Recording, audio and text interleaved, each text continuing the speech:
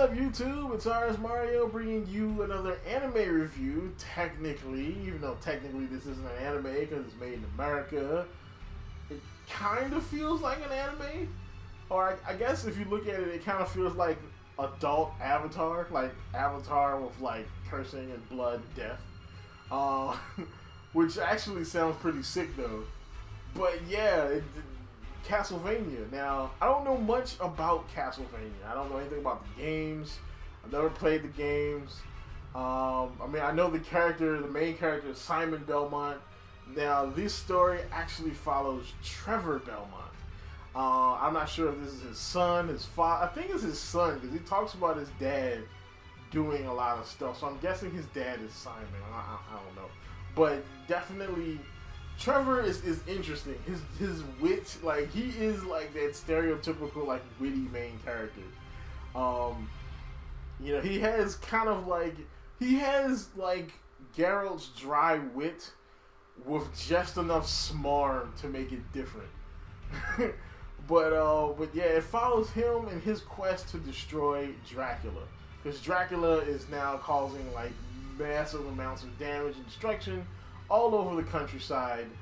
For some reasons you're gonna have to watch the show for it.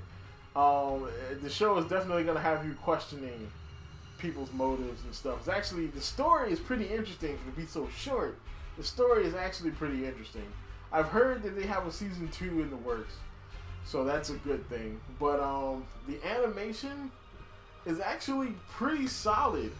It doesn't feel like a cheap project. I know Netflix. This is a Netflix project, but to me, parts of it do feel like Netflix just bought the rights to it, but they didn't actually put any money into it. It's like something somebody developed, and then Netflix saw this and was like, "Hey, we're gonna give you like $10,000 so we can put this on our streaming thingy." Okay. You know, it doesn't feel like Netflix was like, "Hey, look, let's put some money into it." You know, maybe they'll do it now, but it doesn't feel like a student film, but it doesn't feel like something that Netflix made. Like, you look at some of the stuff that Netflix actually made, some of the bull crap they put money into, it looks a little bit better than this, but the animation looks sick. Like, the fight scenes are freaking sick. Like, whip fighting, I haven't seen whip fighting look this good since Indiana Jones. He literally, in one scene, he takes a whip and he's able to like whip a guy's eyeball out. It's like, I'm like, good. That was freaking sick. Yeah, like, I didn't hear too much music in the show because it's like 4 episodes, so I guess it's not much of an OST. But yeah, let's. There are definitely pros and cons to this show, so let's hop on into those. Please, this isn't a bar fight. Have some class. So the pros of the show are basically Trevor Belmont is like one of the coolest main characters I've seen in a while. He reminds me of like a smarmy version of Geralt of Rivia from The Witcher. He reminds me of a smarmy Geralt, because Geralt, even though he has that dry wit, you know, he still has that like kind of rough demeanor. You know, he's still Geralt. This dude is a smarmy bastard at times. You know, but yeah, that's definitely one of the pros of the show. The other pro would be that they do seem to borrow a lot from dark fantasy, a lot of other dark fantasies. You're gonna see, if you watch this, you're gonna see a lot of things that remind you of Berserk, a lot of Witcher, maybe a little bit of Game of Thrones here and there. You're gonna see a lot of dark fantasy incorporated into the show, which is actually cool, kind of. And probably the one major con of the show would be the length. It's only 4 episodes, literally, like that's it, 4. And I'm sitting here like, really? Like, I'm not much of a binger, okay? It has to be really good for me to binge something. And I mean, I did this like, boom, 2 hours, less than 2 hours, because they're like 23 minutes a piece. I'm like, really? Like, I could do this before I go to bed. Like, come on now. But yeah, 4 episodes. I'm thinking maybe this is like a trial.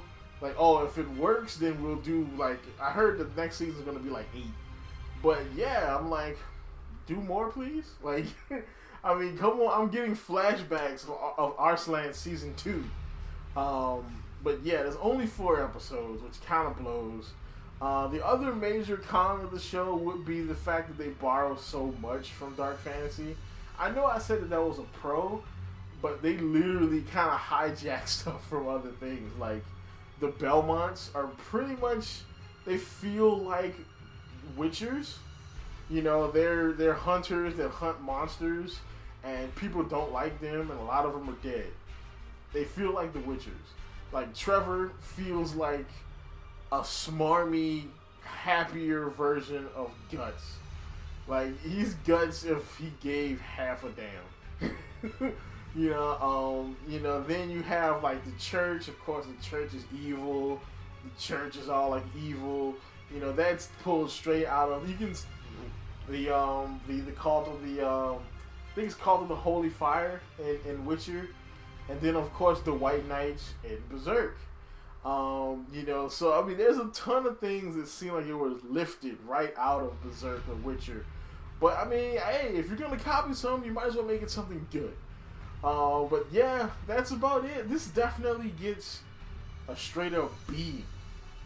And it's interesting that this would come along right in time for me to review Berserk Season 2. But that's about it for this.